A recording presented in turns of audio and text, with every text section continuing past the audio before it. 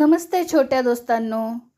संतांच्या गोष्टी या उपक्रमामध्ये आज मी तुम्हाला तुकारामांची अजून एक गोष्ट सांगणार आहे. ऐका हं. गोष्टीचं नाव आहे शिवाजीच शिवाजी. तुकाराम महाराजांची कीर्ती ऐकून शिवाजी महाराजांनाही वाटायला लागलं की आपल्या हातून त्यांची काहीतरी सेवा व्हावी आणि त्यांचे दर्शन आपल्याला घडावे.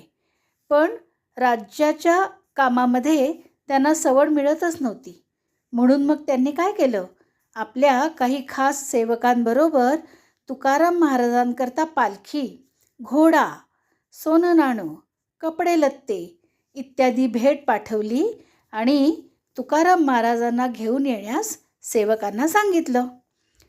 सेवक तुकाराम महाराजांच्या घरी पोचले आणि त्यांना म्हणाले, आम्ही शिवाजी महाराजांकडून आलो आहोत, आपल्याला घेऊन जायला आलो आहोत आणि शिवाजी महाराजांनी आपल्यासाठी भेटही पाठवली आहे, तिचा स्वीकार व्हावा.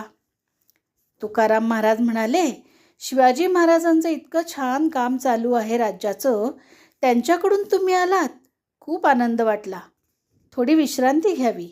असं म्हणून त्यांनी सेवकांना गूळ पाणी वगैरे दिलं आणि थोड्या वेळांनी सेवकांनी सगळी भेट त्यांच्यापुढे ठेवली.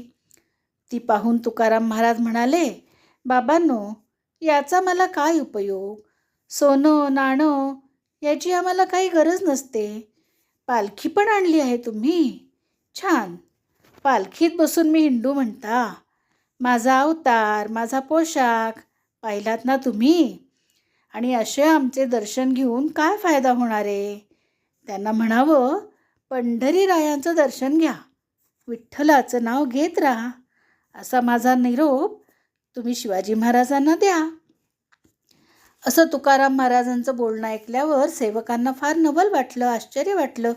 सगळी भेट परत घेऊन ती शिवाजी महाराजांकडे गेली.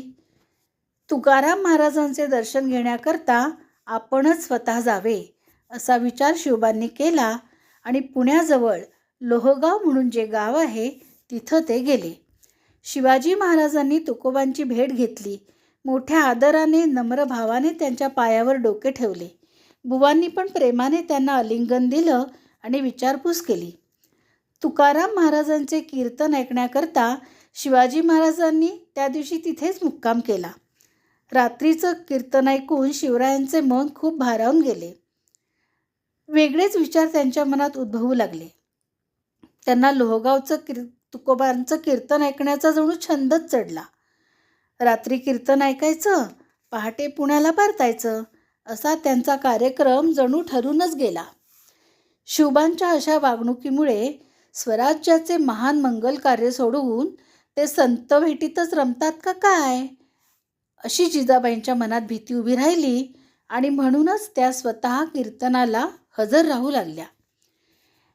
यावेळी तुकाराम महाराजांनी शिवबांना राज्यासंबंधीची कर्तव्ये कशी पार पडता येतात याचे सुंदर निरूपण करून, सुंदर शिकवण देऊन त्यांना कर्तव्य सन्मुख केले, कर्तव्य पार पडायला मदत केली. शिवबांच्या या कीर्तन कार्यक्रमाची बातमी कळताच शिवबांना पकडण्यासाठी हजर असलेल्या हजारो पठाणांनी पाळत ठेवून त्या मंदिराला वेढा दिला. त्या मंदिराभोवती सगळ्यांनी घेराव घातला. शिवबांना ही गोष्ट कळली. त्यांना थोडी काळजी वाटायला लागली. त्यांनी तुकाराम महाराजांकडे टोक लावून पाहिले. एकमेकांच्या नजरानजरीनेच सगळ्या मनात सगळी गोष्ट त्यांना कळली. तुकोबांना वाटले, राजा आपल्या कीर्तनाला मनोभावे येऊन बसला असता राजावर संकट यावे ही काही गोष्ट बरी नाही आहे. स्वराज्याच्या संस्थापक, हिंदू धर्माचा संरक्षक आणि अशांवर संकट यावं, छे छे छे असे मनात म्हणून पांडुरंगाचे चिंतन करून तुकोबांनी त्याच्या नावाचा गगनभेदी गजर सुरू केला. विठ्ठल विठ्ठल विठ्ठल विठ्ठल विठ्ठल विठ्ठल विठ्ठल. त्या आवाजात लोक बाहेर पडू लागले. पण काय चमत्कार, जो मनुष्य बाहेर पडेल तो शिवाजीच. पठाणांना सारे शिवाजीच दिसू लागले. सगळीकडे शिवाजी. जो माणूस बाहेर पडेल तो शिवाजी असे हजारो शिवाजी बाहेर पडले. सगळीकडे शिवाजीच शिवाजी.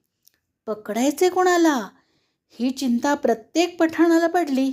आणि अशा धावपळीत खरे शिवबाराजे केव्हा आणि कसे बाहेर पडून पसार झाले हे कुणाला कळलं देखील नाही.